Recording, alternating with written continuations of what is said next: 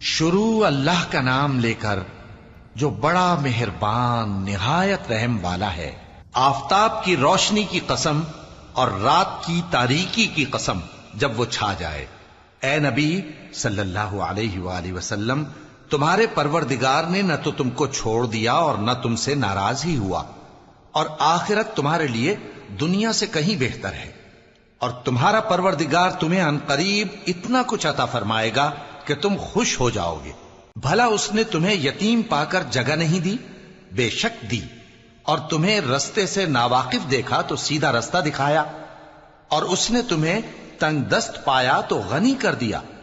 تو تم بھی یتیم پر ستم نہ کرنا اور مانگنے والے کو جھڑکی نہ دینا، اور اپنے پروردگار کی نعمت یعنی وحی کا بیان کرتے رہنا۔